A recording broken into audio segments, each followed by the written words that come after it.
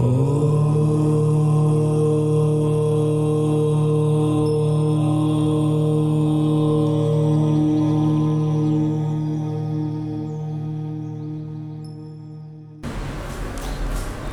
दोस्तों, मैं अनिल कुमार भट्ट ओम चिंतामणि के यूट्यूब चैनल पे आप सभी का स्वागत करता हूं।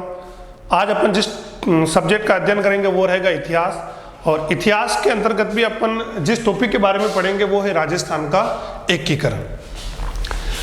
एकीकरण के संदर्भ में बात करें दोस्तों, तो प्रारंभ में मैं आपको भारत के संदर्भ में थोड़ी बात बताऊंगा कि भाई उस समय क्या हो रहा था, क्या मामला चल रहा था, वो सारी चीजें अपन बारी बारी से जानने की कोशिश करेंगे। दोस्तों, आपको पता होगा कि अपना जो देश आज़ाद हुआ वो कब आज़ाद हुआ था? 15 अगस्त 1947। ठीक है, कोई नई बात है नहीं, सबको पता है भी 15 अगस्त 1947 को अपना देश क्या हुआ था? आज़ाद हुआ था। अब उस समय अपनी क्या सिचुएशन हो रही थी कि अपने देश में क्या थी, अलग अलग क्या थी, रियासतें थी, और कैबिनेट मिशन आता है भारत में संविधान निर्माण करने के लिए, और उस कैबिनेट मिशन के तहत क्या होता है, भी भारत और पाकिस्तान दो अलग अलग क्या बनेंगे, राष्ट्र बनेंगे, और दोनों का आधार क्या था, हिंदू मुस्लिम सांप्रदायिक आधार पे। लेकिन फिर भी जो रियासत भारत में भी मिल सकती है, पाकिस्तान में भी मिल सकती है, या अपने आप को स्वतंत्र भी रख सकती है। आजादी के समय देखते हैं अपन दोस्तों, तो कुल जो रियासतें थी वो कितनी रियासतें थी? 565 रियासतें थी। 565 रियासतें थी, और इन रियासतों का जो एकीकरण की जो जिम्मेदारी दी गई थी वो दी गई थी सरदार वल्लभ भाई पटेल को। 565 रियासतें थी, और एक स्थापना की गई रियासती सचिवालय की। किसकी स्थापना की गई दोस्तों? रियासती सचिवालय की। इस रियासती सचिवालय की स्थापना की गई दोस्तों 5 जुलाई 1947। इसका जो अध्यक्ष बनाया गया वो अध्यक्ष बनाया गया सरदार वल्लभ भाई पटेल को। सरदार वल्लभ भाई पटेल को इसको क्या बनाया गया? अध्यक्ष बनाया गया। एक इसका सचिव बनाया गया, और वो सचिव किसको बनाया गया? वीपी मेनन को। सरदार वल्लभ भाई पटेल जिन्होंने मुख्य काम किया था अपने जो आज की तारीख में जो एक अखंड भारत है, उस भारत के निर्माण में जो महत्वपूर्ण भूमिका निभाई थी वो किसने निभाई थी? सरदार वल्लभ भाई पटेल। अगर शायद ये नहीं होते तो आज अपने जो देश है जो 28 राज्यों में, वो शायद अलग अलग 28 देशों में होता। जिस तरह जर्मनी में, देश कौन सा है दोस्तों? जर्मनी। और जर्मनी का एक शासक था जिसका नाम था बिस्मार्क। एक व्यक्ति था जर्मनी का जिसका नाम क्या था? बिस्मार्क। जो काम जर्मनी में बिस्मार्क ने किया था वही काम भारत में किसने किया था? सरदार वल्लभ भाई पटेल ने। इसी कारण सरदार वल्लभ भाई पटेल को भारत का क्या कहा जाता है? बिस्मार्क कहा जाता है। जो काम कावूर गैरिबाल्डी ने इटली में किया था वो काम भारत में किसने किया था? सरदार वल्लभ भाई पटेल ने।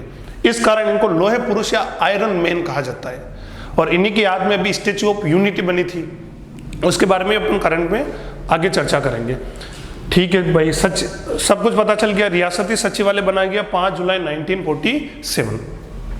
1947 में ब्रिटिश संसद ने स्वतंत्रता अधिनियम पारित किया कि भाई भारत और पाकिस्तान दो अलग अलग क्या बनेंगे? राष्ट्र बनेंगे। इसमें क्या किया गया कि एक तरफ तो पाकिस्तान और एक तरफ क्या है? भारत। और उस समय जो धारा थी स्वतंत्रता अधिनियम की धारा 8 के तहत इन दोनों देशों का अलग अलग विभाजन किया गया, और 8 धारा के तहत ही कहा गया कि जो रियासत भारत में मिल सकती है, किसमें मिल सकती है? पाकिस्तान। अपन मेन राजस्थान के एकीकरण की बात करेंगे, लेकिन उससे पहले अपन को इस ऐतिहासिक पृष्ठभूमि समझना बहुत जरूरी है। पहले क्या हुआ था? मैं आते ही ये नहीं कि भाई मत्स्य संघ चालू कर दूं कि भाई 18 मार्च को ये हुआ था, ये वो चीजें नहीं। अपन पहले इसकी पृष्ठभूमि समझते भी उस समय हो क्या रहा था। आगे अगर अपन देखते हैं, सरदार वल्लभ भाई पटेल के नेतृत्व में हुई थी रियासती सचिवालय की स्थापना।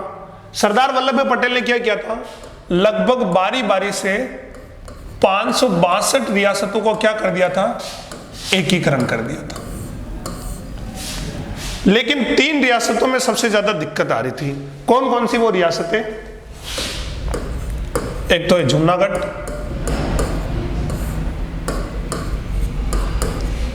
हैदराबाद और एक रियासत है कश्मीर। कौन सी रियासत है? कश्मीर। जूनागढ़, हैदराबाद और कश्मीर, ये तीनों रियासतों की क्या दिक्कत थी?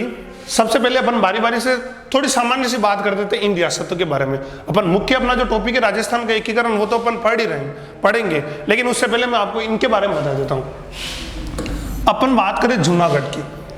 जूनागढ़ अगर आप देखते हो, ये जो अपना गुजरात है, वर्तमान में कौन सा राज्य? गुजरात। इस गुजरात के यहां पे जो रियासत है वो कौन सी है? जूनागढ़। यहां का जो शासक था, उस शासक का नाम था महाबत खां। शासक का नाम क्या था? महाबत खां। करंटली भी ये मुद्दा उठा है जूनागढ़ का। पाकिस्तान ने क्या किया? 4 अगस्त 2020 को अपना एक पॉलिटिकल मैप जारी किया, और उस पॉलिटिकल मैप में क्या बताया उन्होंने? एक तो कश्मीर को अपना हिस्सा बताया। तो कश्मीर वाली बात तो कोई सरप्राइज नहीं है, वो तो पहले ही बता रखा है। लेकिन इस बार इन्होंने क्या किया कि ये जो जूनागढ़ वाला हिस्सा है ना, इन्होंने अपने मानचित्र में बता रखा है भाई जो जूनागढ़ है वो किसका हिस्सा है? हमारा हिस्सा है। अब जूनागढ़ की क्या बात है वो देखते हैं। यहाँ का शासक कौन था? महाबत खां। एकीकरण में ये भाई साहब कहाँ गए थे? यूरोप में छुट्टियां मनाने के लिए गए थे। कहाँ पे गए थे? यूरोप में छुट्टियां मनाने के लिए। महाबत खां, अगर रोचक तथ्यों में आप देखते हो तो इनको कुत्तों का बड़ा शौक था, और लगभग उस समय इनके पास 800 प्रकार के कुत्ते थे। कितने कुत्ते थे? लगभग 800 कुत्ते। यहां का जो दीवान था, उस दीवान का नाम था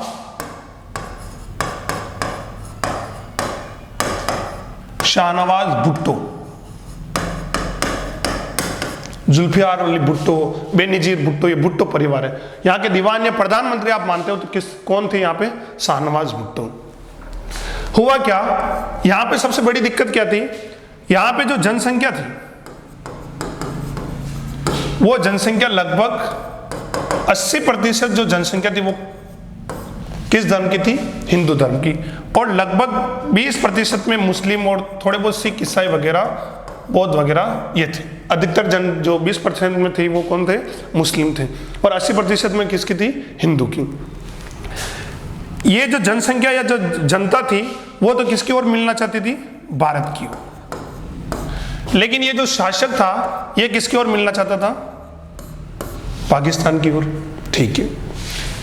3 रियासतें ऐसी थी जो जब 15 अगस्त 1947 को देश आजाद हो चुका था, और आजादी के लगभग इन 3 रियासतों को छोड़कर सारी रियासतों ने भारत में विलय पत्र पे हस्ताक्षर कर दिए। 2 प्रकार के उस समय भारत के जो गवर्नर जनरल थे, लॉर्ड माउंटबेटन, उन्होंने 2 प्रकार के प्रपत्र तैयार किए थे, इंस्ट्रूमेंट ऑफ एक्सेशन और स्टैंड लिस्ट एग्रीमेंट।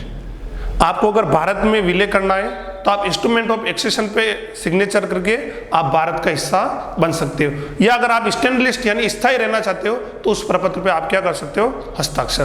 तो इन तीनों रियासतों ने भारत पे हस्ताक्षर नहीं किए थे। भारत में मिलने पर क्या हुआ? यहाँ पे बात होती है सितंबर 1947 की। कब की बात है? सितंबर 1947। यहाँ का ये जो शासक होता है महाबत खां, ये कहाँ चला गया? पाक। और पाकिस्तान में कहाँ चला गया? कराची में चला गया। और वहाँ पे मोहम्मद अली जिन्ना और शाहनवाज भुट्टो के संपर्क में आता है। निरंतर संपर्क तो था ये, और उन्हीं के बहकाव में आकर ये भारत का हिस्सा नहीं बनना चाहता था। अब यहाँ पे क्या है कि जूनागढ़ का हिस्सा भारत का बनना बहुत जरूरी था। अगर अपन स्थल मार्ग देखते हैं तो यहाँ से पाकिस्तान जाने का कोई भी स्थल मार्ग जूनागढ़ से नहीं है। लेकिन अगर अपन देखते हैं समुद्री मार्ग से यहाँ से कराची ज्यादा दूर नहीं पड़ता है। अब भारत ने क्या किया? पूरे जूनागढ़ की बाड़ेबंदी कर दी। शासक ने कहा मैं तो भाई क्या कहाँ पे मिलूंगा? पाकिस्तान में। तो भारतीय सेना ने पूरे जूनागढ़ की क्या कर दी? बाड़ेबंदी कर दी। और बाद में हालात यहाँ पे खराब हुए, और बाद में जो पाकिस्तान सरकार थी उन्होंने भारतीय सरकार को निमंत्रण भेजा कि आप यहाँ पे आओ और यहाँ पे क्या स्थापित करो? शांति स्थापित करो। ठीक है, भारत को तो इसी का इंतजार था। भारतीय सैनिक वगैरह सरदार वल्लभ भाई पटेल गए और वहां पे क्या स्थापित की, शांति। फिर कहे कि भाई इसका सोल्यूशन कैसे निकालना है अपन को, तो भाई दोनों देशों ने कहा भाई अपन यहाँ पे क्या करते हैं, जनमत संग्रह करते हैं। क्या करते हैं यहाँ पे, जनमत संग्रह। क्या करते हैं यहाँ पे, जनमत संग्रह। जनमत संग्रह में यहाँ पे कुल लगभग यहाँ की जो जनसंख्या थी वो लगभग 2 लाख जनसंख्या थी, और उनमें से आपको आश्चर्य होगा कि मात्र 91 वोट, कितने वोट, 91 वोट किसकी ओर पड़े, किसकी तरफ से पड़े थे, पाकिस्तान। यानी कि 91 व्यक्ति नहीं बोल, 2 लाख लोगों में से 91 लोगों ने बोला कि हमें किसकी ओर मिलना है, पाकिस्तान की ओर। और बाकी जितने भी वोट जो भी जनता थी उन्होंने कहा हमें किसकी ओर मिलना है, हिंदुस्तान की ओर। ठीक है, तो मेन बात यहां पे क्या हुई कि जनमत संग्रह के आधार पे, जनमत संग्रह के आधार पर, जनमत संग्रह के आधार पर किस रियासत का भारत में विलय हुआ, तो कौन सी रियासत थी, जूनागढ़। जूनागढ़, इसके पास कुछ छोटी रियासतें थी, मानवदर हो गया, ये कुछ छोटी रियासतें थी जो भी किसकी ओर मिलना चाहती थी, पाकिस्तान की ओर मिलना चाहती थी। नेक्स्ट अपन लेते हैं कौन सी रियासत है, हैदराबाद रियासत।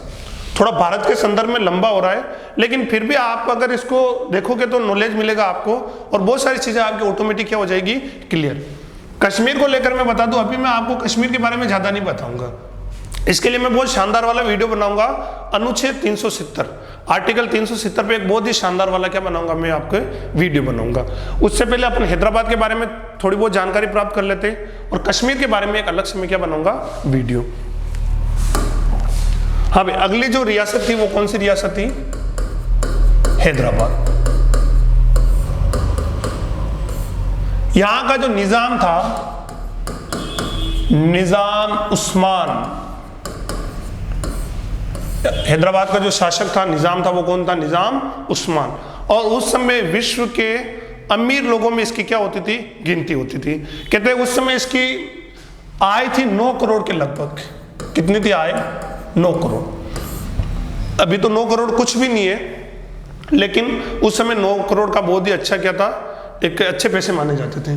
निजाम उस्मान, इसने कहा नहीं तो मुझे भारत में मिलना है और नहीं पाकिस्तान में, मैं अपने आप में क्या रहूंगा, स्वतंत्र। जानकारी के लिए मैं बता दूं, भारत के क्षेत्रफल में सबसे बड़ी रियासत थी, क्षेत्रफल में सबसे बड़ी रियासत, क्षेत्रफल की सबसे क्या थी, ये बड़ी रियासत। और सबसे जो छोटी रियासत थी, सबसे जो क्या थी, छोटी रियासत, उसका नाम था दोस्तों बिलवारी। और ये बिलवारी कहाँ आता है, एमपी में आता है। कहाँ पर आता है, एमपी, यानी मध्य प्रदेश की रियासत थी बिलवारी, जो भारत की सबसे छोटी रियासत थी। और सबसे बड़ी रियासत थी, उसका नाम क्या था, हैदराबाद। यहां पे क्या हुआ, इसके खुद के जो निजी सैनिक थे उनको बोला गया है रजाकार के सैनिक। कौन से सैनिक बोला गया है, रजाकार के सैनिक। और ये रजाकार के सैनिक क्या कर रहे थे, हिंदू जनता पे अत्याचार कर रहे थे। तो यहां पे सरदार वल्लभ भाई पटेल ने क्या लिया, एक्शन लिया तुरंत, और सैन्य कार्रवाई कराई। कौन सी कार्यवाही कराई, सैन्य कार्रवाई। और उस सैन्य कार्रवाई का नाम दे, उस समय हैदराबाद में पोलो बहुत ज्यादा खेला जाता था। तो इस जो ऑपरेशन, जो सेना के द्वारा जो कार्यवाही की गई, जो रजाकार के सैनिकों को हटाया गया, वो जो कार्यवाही की गई वो कौन, जो उसका नाम था ऑपरेशन पोलो। इसका प्रधानमंत्री था, एक संगठन था MIM, वो बहुत लंबी चौड़ी कहानी है, उस कहानी पर अपन नहीं जाते। अब मैं उनको जो क्वेश्चन आ सकता है वो क्या आ सकता है कि ऑपरेशन पोलो के तहत किस रियासत का भारत में विलय किया गया, वो कौन सी रियासत थी दोस्तों, हैदराबाद।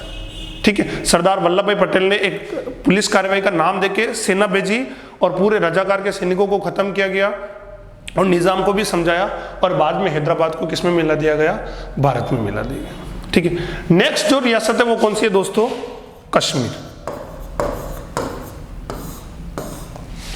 कश्मीर में आपको बता दूं कुछ बात, कश्मीर, यहाँ का शासक हरि सिंह था और पाकिस्तान ने उस समय कश्मीर के ऊपर आक्रमण किया और एक बारामुल्ला हत्याकांड हुआ था। तो वो सारी चीज़ें हैं।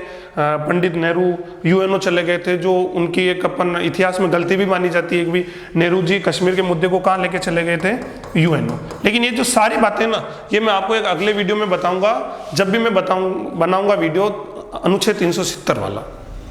ठीक है, ये थी कुछ भारत के संदर्भ में बातें। अब अपन आते हैं मुख्य जो अपना टॉपिक था, राजस्थान का एकीकरण, जहां से आरबीएससी लगभग एक क्वेश्चन पूछता है। जो सचिव थे वीपी मेनन, उनकी पुस्तक का नाम भी पूछते हैं और उसी पुस्तक में बहुत सारी चीजें आपको जानकारी मिलती है। अगर आपको समय मिले तो पढ़ना, the story of integration Indian state, ये उनकी पुस्तक है, वो भी मैं बताऊंगा किस रूप में है ये। बात करते हैं अपन यहां पे राजस्थान की। वीपी मेनन की पुस्तक है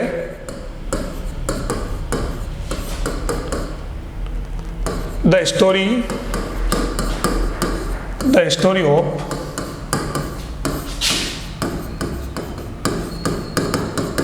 इंटीग्रेशन इंडियन स्टेट। इस पुस्तक में एकीकरण से संबंधित बारी बारी से बातें लिख रखी है। इस पुस्तक में लिख रखा है कि जो जोधपुर के शासक थे हनुमंत सिंह, उनको दिल्ली बुलाया गया और वहाँ पे जबरदस्ती उनसे साइन करवाए गए भारतीय विलय पत्र पे। एक प्रेशर, मनोवैज्ञानिक प्रेशर उन पे बनाया गया। तो उस समय हनुमंत सिंह ने इनके ऊपर गन तान दी थी। किसके ऊपर? वीपी मेनन के ऊपर, कि मैं तुम्हारे दबाव में आने वाला नहीं हूँ। और आज भी वो गन इंग्लैंड के क्लब में रखी गई है। हाँ, the story of integration Indian state, ये किसकी पुस्तक है? वीपी मेनन की। अलग अलग पुस्तकें, ठीक है। राजस्थान के बारे में अगर अपन देखते हैं तो लगभग कुल कितनी रियासतें थी उस समय? 19 रियासतें। पता है सबको? कुल ठिकाने कितने थे? 3 ठिकाने। और एक क्या था? केंद्र शासित प्रदेश, चीफ कमिश्नरी जिसको बोला जाता है, केंद्र शासित प्रदेश। 3 क्या थे? ठिकाने थे। 19 क्या थी? रियासतें थी। और एक क्या था? केंद्र शासित प्रदेश। भारत के संदर्भ में बात करें तो 565 रियासतें थी और 4 थे केंद्र शासित प्रदेश। चारों के मैं नाम बता देता हूं आपको। ए पे है अजमेर मेरवाड़ा, जो राजस्थान में था। कहां पे था दोस्तों? राजस्थान। बी अगर अपन देखते हैं तो वो है बलूचिस्तान। कौन सा है? बलूचिस्तान, जो वर्तमान में पाकिस्तान क्षेत्र में आता है। सी अगर अपन देखते हैं तो वो कौन सा है?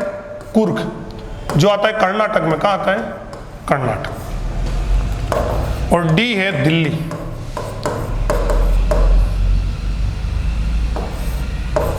क्या है? दिल्ली। ये चारों अपने भारत में क्या थे? केंद्र शासित प्रदेश। राजस्थान की बात करें तो कितनी रियासतें थी? 19 रियासतें थी। कितने ठिकाने थे? 3। और एक क्या था? केंद्र शासित प्रदेश। बढ़ते हैं आगे। पहले मैं बात बता देता हूं ठिकानों की। कौन कौन से ठिकाने थे? एक ठिकाना था जिसका नाम था निमराना, जो कहां आता है? अलवर में। एक ठिकाना कौन सा था? जिसका नाम था कुशलगढ़, और वो कहां आता है? बांसवाड़ा में। और एक ठिकाना था जिसका नाम क्या था? लावा, और ये लावा उस समय तो आता था जयपुर में, लेकिन वर्तमान में कहां आता है? टोंक में। वर्तमान में कहां पे आता है? टोंक में। दोस्तों, इनके शासकों के नाम अभी तक किसी भी एग्जाम में नहीं पूछे गए, लेकिन अब क्या आरबीएससी का एक ट्रेंड जो है अलग हो चुका है। अब वो बारी बारी से जो भी छोटी छोटी चीजें, बहुत डीप चीजें, वो भी पूछने लग गया है। अगर इनके शासकों के नाम देखते हैं तो निमराना का जो शासक था उसका नाम था राजेंद्र सिंह। क्या नाम था? राजेंद्र सिंह। कुशलगढ़ का देखते हैं शासक, तो इसका शासक का नाम था हरेंद्र सिंह। और लावा का देखते हैं तो यहां का जो शासक था उसका नाम था बंस प्रदीप सिंह। निमराना का अलवर राजेंद्र सिंह, कुशलगढ़ का शासक कौन है? हरेंद्र सिंह, और लावा का कौन है? बंश प्रदीप सिंह।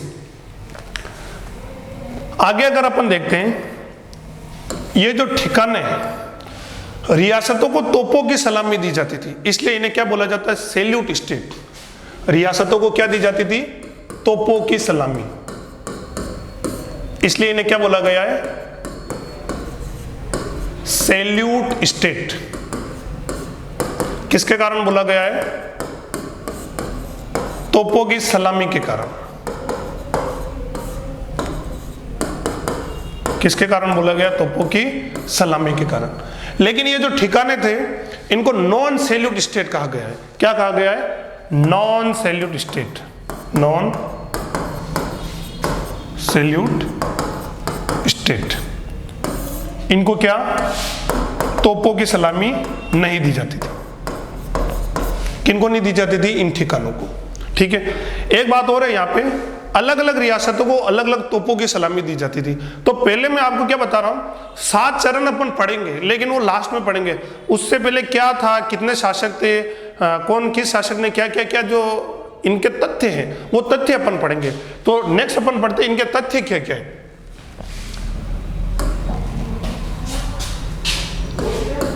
अलग अलग रियासतों को क्या दी जाती थी? तोपों की सलामी दी जाती थी। सबसे ज्यादा जो तोपों की सलामी दी जाती थी वो रियासत थी उदयपुर। इन तोपों की सलामत जो दी जाती थी, उनका भी एक मापदंड था कि कौन सी रियासत बड़ी थी, उसका ऐतिहासिक पृष्ठभूमि अगर बड़ा है, युद्ध वगैरह बहुत, शासक बहुत अच्छे हुए, तो अलग अलग कारणों से उनको दी जाती थी। देखते हैं तो 19 तोपों की सलामी वो दी जाती थी। किसको दी जाती थी दोस्तों? उदयपुर को। फिर अगर बाद में देखते हैं 17 तोपों की सलामी देखते हैं, तो एक रियासत थी जयपुर, जोधपुर, कोटा, बूंदी, टोंक, भरतपुर, बीकानेर। इन रियासतों को क्या दी जाती थी? तोपों की सलामी, 17 तोपों की सलामी दी जाती थी। आगे अगर अपन देखते हैं 15 तोपों की सलामी, तो ये किन रियासतों को? अलवर, डूंगरपुर,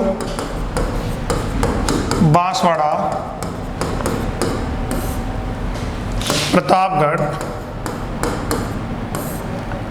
डूंगरपुर, बांसवाड़ा, अलवर, प्रतापगढ़,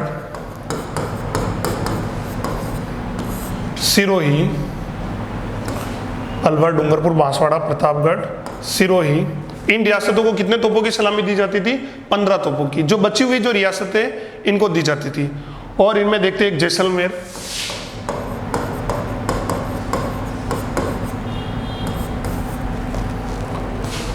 किशनगढ़ और शाहपुरा अपवाद रूप से ऐसी रियासतें थी जिनको तोपों की सलामी नहीं दी जाती थी। और एक 13 तोपों की सलामी दी जाती है, वो थी झालावाड़ रियासत। वो कौन सी रियासत थी दोस्तों? झालावाड़। एक तो ये हो गया भाई, 13 तोपों की सलामी किसको दी जाती थी? झालावाड़। और बाकी इन रियासतों को क्या, किसी को 19, सबसे ज्यादा क्वेश्चन पूछ सकते उदयपुर वाला कि भाई 19 तोपों की सलामी किसे दी जाती थी? वो किसको दी जाती थी? उदयपुर को। आगे अगर अपन तथ्यों में पढ़ते हैं, तो राजस्थान के सबसे प्राचीन रियासत, राजस्थान की सबसे क्या है? प्राचीन रियासत। तो प्राचीन रियासत देखते हैं, तो वो रियासत कौन सी है दोस्तों? उदयपुर या मेवाड़, प्रागवाड़ भी बोलते, मेदपाट भी बोलते, शिवी बोलते, अलग अलग इसके नाम है। तथ्य चल रहे हैं दोस्तों, सबसे नवीन रियासत वो थी दोस्तों झालावाड़। कौन सी थी? झालावाड़। झालावाड़ के बारे में आपको क्या ध्यान रखना है, इसकी जो स्थापना हुई थी, कोटा से एक अलग रियासत बनाई थी 1838 में। किसने बनाई थी? अंग्रेजों ने। तो राजस्थान की एकमात्र ऐसी रियासत जिसका निर्माण अंग्रेजों के द्वारा किया गया, तो वो रियासत कौन सी है दोस्तों? झालावाड़। एक क्वेश्चन आया था, मैंने किसी एग्जाम में देखा था कि झालावाड़ की नवीन राजधानी क्या बनाई। उस समय झालावाड़ की राजधानी क्या थी? तो उस समय जो झालावाड़ की राजधानी थी उसका नाम था पाटन। क्या नाम था दोस्तों? पाटन। आगे बढ़ते हैं। राजस्थान की जनसंख्या या क्षेत्रफल में अलग अलग रियासतें थी। अगर आप देखते हो क्षेत्रफल में सबसे बड़ी, क्षेत्रफल की दृष्टिकोण से बड़ी रियासत, तो वो कौन सी थी? मारवाड़ या जोधपुर रियासत। मारवाड़ या कौन सी रियासत थी दोस्तों? जोधपुर। और इसका कुल क्षेत्रफल पूछ ले आपसे तो कुल क्षेत्रफल कितना था? 16,071 वर्ग मील। कितना क्षेत्रफल था? 16,071 वर्ग मील। क्षेत्रफल में सबसे छोटी रियासत, छोटी रियासत थी दोस्तों शाहपुरा, और इसका क्षेत्रफल कितना था? 1450 वर्ग मील। ठीक है। जनसंख्या के दृष्टिकोण से देखें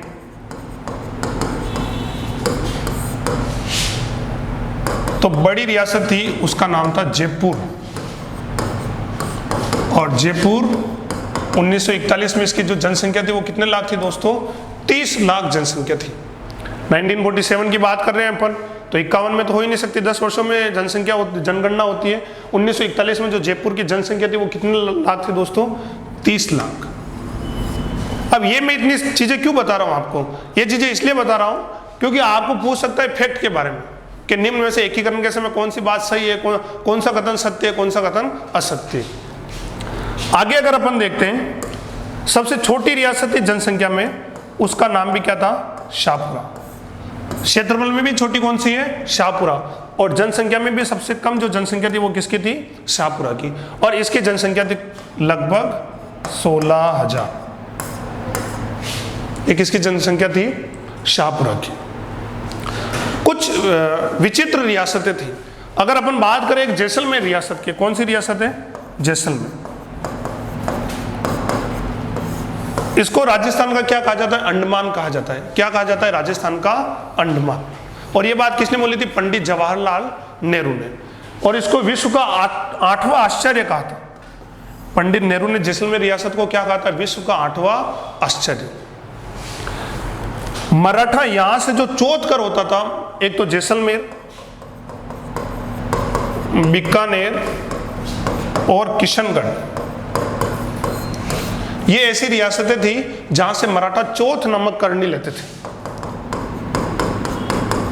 चौथ और सरदेश मुखी ये जो दो कर है वो किसके द्वारा लगाए गए? मराठों के द्वारा। तो चौथ कर किससे नहीं लेते थे? जैसलमेर, बीकानेर और किशनगढ़। पूछ ले आपसे कि सर्वप्रथम मराठों का प्रवेश राजस्थान में कहां पे हुआ? तो बूंदी में हुआ था। कहां पे हुआ था? बूंदी में। सारी चीजें अपन एक साथ नहीं ले सकते, अलग अलग लेक्चर में अपन इनके बारे में पढ़ेंगे।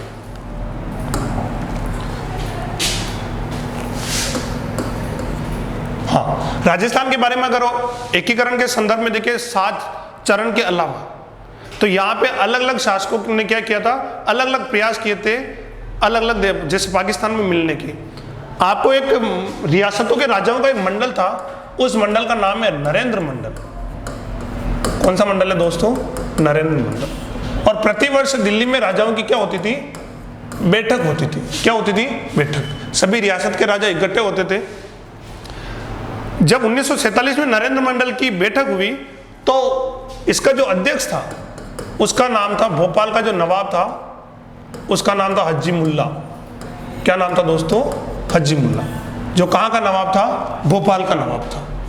और इसका झुकाव था पाकिस्तान की ओर कि भाई मुझे किस में मिलना है? पाकिस्तान। लेकिन ये कुछ शासकों को भी साथ में लेके जाना चाहता था। आपको जनरली मैं बता दूं, त्रावणकोर, जूनागढ़, हैदराबाद, भोपाल, अपनी धौलपुर, जोधपुर, टोंक, इनका झुकाव जो डायरेक्टली था वो किसकी ओर था? पाकिस्तान की ओर। भोपाल के नवाब और जोधपुर के हनुमान सिंह ने उदयपुर महाराणा को एक पत्र भेजा कि भाई आप भी किसकी ओर मिलो? पाकिस्तान की ओर। तो उनका एक ये कथन बहुत ही प्रसिद्ध है। उन्होंने बताया कि भाई मेरा निर्णय तो मेरे पूर्वज पहले ही कर चुके हैं, अगर वो किसी के साथ ऐसे गद्दारी करते तो आज मेरे पास भी हैदराबाद जितनी क्या होती? बड़ी रियासत होती। लेकिन मेरे पूर्वजों ने ऐसा कुछ भी नहीं किया, इस कारण मैं पाकिस्तान में नहीं मिलूंगा। नरेंद्र मंडल का अध्यक्ष था भोपाल का हज्जी मुल्ला, और इसने कहा कि भाई त्रावणकोर और इंदौर, बड़ौदा, जितनी भी रियासतें उनको साथ में लेके वो किस में मिलना चाहता था? पाकिस्तान में मिलना चाहता था। यहां पे अलग अलग शासकों ने क्या किए? प्रयास किए। अपने उदयपुर के शासक का नाम है महाराणा भूपाल सिंह। क्या नाम है? महाराणा भूपाल सिंह। इन्होंने भी एक सम्मेलन बुलाया था सभी रियासतों के राजाओं का, और इन्होंने कहा भी मालवा, उदयपुर, ये जो दक्षिणी राजस्थान, इस क्षेत्र को मिला के एक अलग से क्या बनाना है? अपन को प्रांत बनाना है। लेकिन आपसी मतभेद के कारण ये प्रांत नहीं बन सका। कोटा के शासक थे भीम सिंह। क्या नाम था इनका? भीम सिंह। इन्होंने सोचा, अभी वर्तमान में कोटा, बूंदी, झालावाड़, इनको किस क्षेत्र के नाम से जानते? हाड़ौती क्षेत्र। तो इन्होंने सोचा भी इन चारों से मिलकर अपन को एक क्या प्रांत बनाना है? हाड़ौती प्रांत बनाना है। डूंगरपुर के शासक थे जिनका नाम था लक्ष्मण सिंह। क्या नाम था? लक्ष्मण सिंह। इनकी भावना थी कि भाई प्रतापगढ़, बांसवाड़ा, इनको मिलकर क्या बनाना है? बांगड़ एक प्रांत बनाना है। तो अलग अलग राजाओं की क्या थी? अलग अलग सोच थी, लेकिन इनके आपसी मतभेद के कारण ये कुछ भी काम नहीं हो सका। इसके बाद भारत सरकार ने भी एक मापदंड रखा कि जिस रियासत की जनसंख्या 10 लाख है और उसकी इनकम कितनी करोड़ है? 1 करोड़ है। 10 लाख है और इनकी इनकम कितनी है? 1 करोड़ है। तो वो ही रियासत अपना स्वतंत्र अस्तित्व रख सकती है। बाकी सभी रियासतों को क्या करना है? एक इकाई के रूप में आपको शामिल होना है। और इसी के चलते हुए अलग अलग राजस्थान के क्या बने थे? चरण बने। कुल 7 चरण बने। फर्स्ट मत्स्य संघ, पूर्व राजस्थान संघ, संयुक्त राजस्थान, वृहद राजस्थान, संयुक्त वृहद राजस्थान, राजस्थान संघ और राजस्थान। और लास्ट में 1 नवंबर 1956 को राजस्थान का क्या होता है? एकीकरण। तो बेसिक चीजें अपन ने पूरी कर ली है राजस्थान के बारे में भी क्या क्या हुआ है। एक अखिल भारतीय देशी राज्य लोक परिषद का भी सम्मेलन हुआ था 1946 में, जिसकी अध्यक्षता की थी पंडित जवाहरलाल नेहरू ने उदयपुर में। तो अलग अलग चीजें, उन सब का भी अपन अध्ययन करेंगे। लेकिन अब अपन बढ़ेंगे किसकी ओर? 7 चरणों की ओर, कि वो 7 चरण कौन कौन से, किस किस राजा ने क्या बोला, और अंतिम में अपन क्या करेंगे? 19 जो रियासतों के शासक हैं उनके नाम अपन लिख लेंगे। दोस्तों आज का सेशन अपन यही खत्म करते हैं। अगले वीडियो में, नेक्स्ट वीडियो में अपन क्या करेंगे? इन 7 चरणों के बारे में अध्ययन करेंगे। आपको कोई भी दिक्कत हो एकीकरण से रिलेटेड, किसी भी तरह का कोई भी क्वेश्चन हो, तो आप आराम से कमेंट बॉक्स में हमें बोल सकते हो, सर इस क्वेश्चन का आंसर क्या रहेगा। हम आपको ज़्यादा से ज़्यादा चीज़ें प्रोवाइड करने की कोशिश करेंगे। इसके बदले में हम भी आपसे कुछ उम्मीद करते हैं कि आप हमारे चैनल को सब्सक्राइब करें, हमारे वीडियो को लाइक करें, शेयर करें और कमेंट करना ना भूलें, क्योंकि हम आपको मोटिवेट कर रहे हैं तो आप भी ये तरीका करके हमें क्या कर सकते हो? मोटिवेट कर सकते हो। इसके अलावा कोई भी आपको दिक्कत हो तो आप कमेंट बॉक्स में आराम से बता सकते हो, हम आपका बारी बारी से क्या करेंगे? जवाब देंगे। बदले में हम भी आपसे उम्मीद करते हैं कि आप भी हमें क्या करते रहो? मोटिवेट। और वो किस रूप में करोगे? ज़्यादा से ज़्यादा आप लाइक करके, शेयर करके, कमेंट करके हमें करोगे। ओके, धन्यवाद। अगला जो अपना वीडियो है वो सेकंड पार्ट वाला होगा एकीकरण का, जिसमें 7 चरण को अपन शानदार तरीके से पढ़ेंगे। ओके, धन्यवाद।